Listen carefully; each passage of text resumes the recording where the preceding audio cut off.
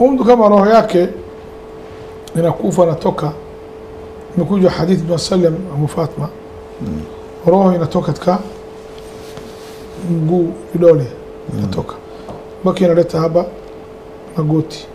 Mtu anakufa anaona mguu baridi, hapa bado sio baridi, wanaleta malaika baka kitovu, baka inafika hapa.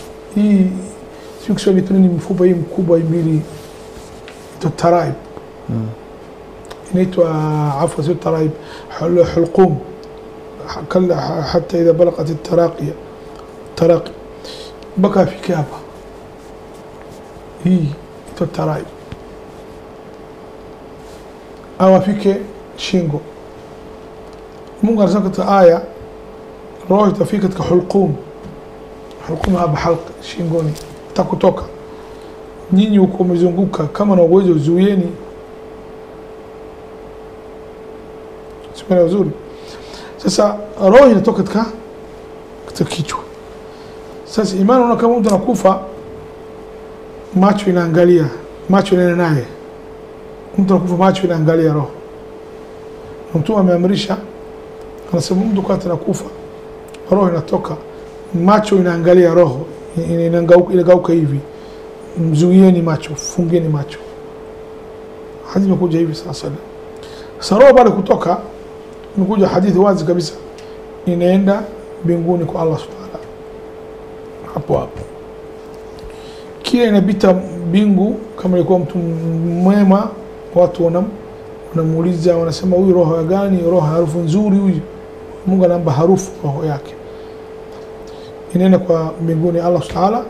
Allah anaamrisha malaika andike katika tuwema, katika watu wema. Kitabu inaitwa إن الأبرار في النعيم والفجار في kitabu inaitwa iko mbinguni, andika jina lake. Kisha Mungu anasema mrudisheni roho yake katika kaburi yake.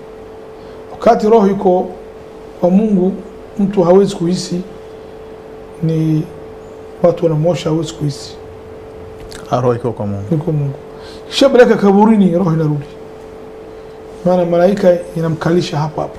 Maana Mtume anasema wakati anazika mtu, wanasema subirieni, wanasubiri kwa muda wa kadri ya kuchinja ng'ombe, kukata nyama, yani kadri nusu hivi.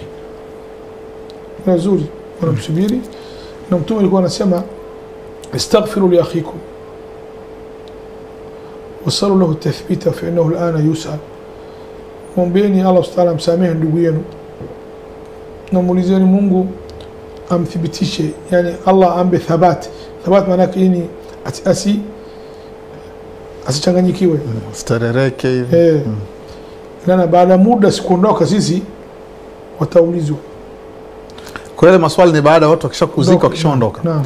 Na je, roho inakuwa inarudi wakati watu wanakuzika pale, ama pia watu wakishaondoka? Wakati yeye watu washaka katika kaburi, roho inarudi. Sasa Mtume anasema watamkalisha wanaika wawili, wanamuuliza Mungu wako nani? Malaika wawili. Na mtume wake nani? Kibla yako wapi? Kitabu yako nini? Ndugu zako nani? Watamuuliza swali ambaye nyepesi, watoto wa Nasr wanahifadhi hivi. Lakini kule kila mtu, shekhe, profesa, mzee, mdogo, lazima tabita hii. Kama ilikuwa yeye anaishi katika neno hii, tauhid, sala, ibada, Mtume anasema ataamka vizuri neno hili. Lakini kwa ambaye mkafiri, watarudisha roho yake katika ardhi chini 7. Hiyo kitabu lita sijili, tandika jina lake. Na kila wakati anaenda mbinguni, kila anapita kila grupu malaika au mbingu fulani, watu wanasikia roho gani? Huyu roho ni inanuka kabisa hii. Sasa ile maana yake, lakini wakati mtu shazikwa, roho inarudi, itaishi naye kaburini. Lakini swali linakuja, mtu maiti, kila mtu anamzuru, anahisi? Wala mختلفان, lakini kauli sahihi anahisi. Kwa nini anahisi? Kwa nini tunamsalimia? Kwa sababu msalimia mtu akusikia. Na imekuja hadithi mbali ina dhaifu, lakini katika inamba nguvu baadaye. Mtu kama anaenda kumtembelea ndugu yake, wazazi wake, wazazi wanahisi kama mkamtembelea. lakini Mungu atamjulisha, sio wewe kwa uwezo wako unaweza kumfikisha. Mungu anajulisha kwamba fulani amekuja. Lakini huo ni sharti akiwa ni mwema labda, ama vyovyote vile mtu yote. Yani nakusudia maiti, haijalishi ni mwema muovu, akija akifanywa ziara na mtu anapata taarifa hiyo ndugu yako amekuja. Kama ilikuwa Muislamu anahisi, ukafiri wanahisi. Maana Mtume anasema msalimieni assalamu alaykum dara ghuzi, kumsalimia mtu akusikii, lakini Mungu atafikisha. Na salamu ni hii ya kawaida ama kuna kitu kinaongezeka? Dua unaombea nasallallahu alaykum alafia, Mungu akupeni afya nyinyi, akupeni hivi, Allah kuja kaburini. Dua ni salamu baina yake dua. Vipi kwa yule ambaye anaenda makaburini kwa mezikwa wengi, lakini amefika pale yeye anaenda tu kusalimia kaburi pengine la mtu wake, baba yake, mke wake, mama yake, kuna makaburi mengine pale hakusalimia, kushughulika nayo, kaomba tu pale kwa mtu wake akaondoka? Hii kosa hii. Kwanza wewe kama tuombea wazazi wako kaburi, na hapa muombea Waislamu wote kaburini au ndugu zako, take wote muingize, muombea dua special watu wamekuja kwako au kuna kuhusu wewe, halafu sema wewe Mungu na watu kaburi wote msamehe. Lazima Uislamu katika khutba Jumaa, katika dua zetu lazima tumwombee ndugu zetu Waislamu wametangulia mbele haki. Naam. Na ni kweli shekhe, pia mtu anapokuwa amefariki huwa kuna habari anaweza kazijua za duniani, kama pengine mtoto wake huko nyuma yuko vipi, mume wake huko nyuma vipi, ama yeye habari za dunia zishaisha pale pale kwake, anaangalia kwake tena akhira? Alhamdulillah, nimekuja hadithi ya Fatma, ni kama mtu amekufa karibu na watu mitangulia, kama mtu kutoka wilaya nimekuja Dar es Salaam, wewe unamfuata mstari kule Amerika, umeona anafanya nini?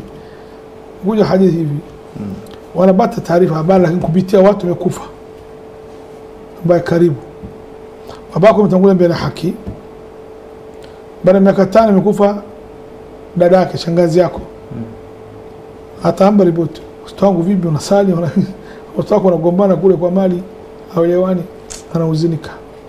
Simina sahamu kila bwana anasema wazazi wamekulea wewe, umehangaika maskini Mungu, na sisi ushaondoka wako akhira, tumtesa wazazi wetu hapa kulea sisi, sio tumkera hapa maana kwa kulea sisi kuhangaika.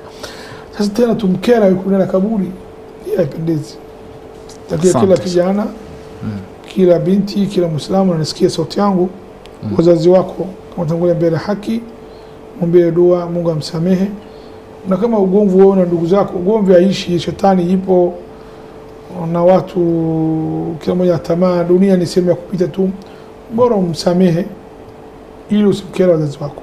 Isipokuwa kama ndugu yako umegombana naye mambo ya kidini, hasali, anakunywa pombe, kakufuru, anafanya shirki, mwemba nasaha, hakusikii, huyo anasema ugomvi wewe na yeye sio kidunia, kwa ajili ya Allah. Hii kitu kingine, lakini mambo dunia amenitukana, amechukua yale yangu, ametumia, kanidhulumu, kanisema hivi, siku moja kanifanya. Hii wote mambo ya dunia tu, chafu wa dunia. Msamehe ile Mungu akusamehe, na Allah Subhanahu amjalie wazazi wako hawalale kaburini kwa salama salimini, usimkera. Naam. Nini hukumu ya kumwambia asiye Muislamu inna lillahi wa inna ilaihi rajiun ukisikia kifo chake? Alhamdulillah, kwanza inna lillahi wa inna ilaihi rajiun tafsiri Kiswahili, sisi mali ya Mungu na tutarudi kwake. Kama mtu kafiri, mtu Muislamu kafa, wasema inna lillahi wa inna ilaihi rajiun, ule kwa sasa kitu sema sisi wote ni mali ya Mungu na mali inarudi katika mwenye mali, sio mali uzuri hapa. Lakini kama amekufa mtu Muislamu, ilikuwa anamuudhi Uislamu, kama anatinyaho huyo, anaua Waislamu kule Palestina, huyo kufa sisi tuseme nani arejea, tutafurahi tena kusujudu kwa Allah, alhamdulillah. Maana sio kafiri wake, wanaangamiza kina mama, watoto kule Gaza, sio vizuri. Na mtu mwingine ambaye sio Muislamu, hajamuudhi Muislamu, lakini wewe umeshtuka kufa kwake umehuzunika, ulikuwa rafiki yako, haina shida. Ana Mtume sallallahu alayhi wasallam anasema kifo ni faz'a, ni hofu. Kifo ni kushtua. Sio vizuri. Mtume sallallahu ilikuwa kama anakufa mtu hayatamka shahada, alikuwa anahuzunika sana, asema huyo atamka shahada atapata adhabu kule. Kama utahuzunika mtu ambaye hajamudi Muislamu, hajafanya kitu chochote, rafiki yako sio Muislamu, unahuzunika hivi, unahuzunika hivi. Leo tu ndugu yangu alikuwa mslimu, leo ulikuwa neno shahada itamsaidia mbele Allah Subhanahu wa ta'ala, ina shida. Mimi na kusema inna lillahi wa inna ilaihi raji'un kwa maana yake haina shida, lakini usiambie kama mtu wa adui wa Uislamu anaangamiza Waislamu, tuseme hivi, takaiwa furahi. Lakini mtu yote amekufa ambaye sio Muislamu, kushtuka kwake haina shida.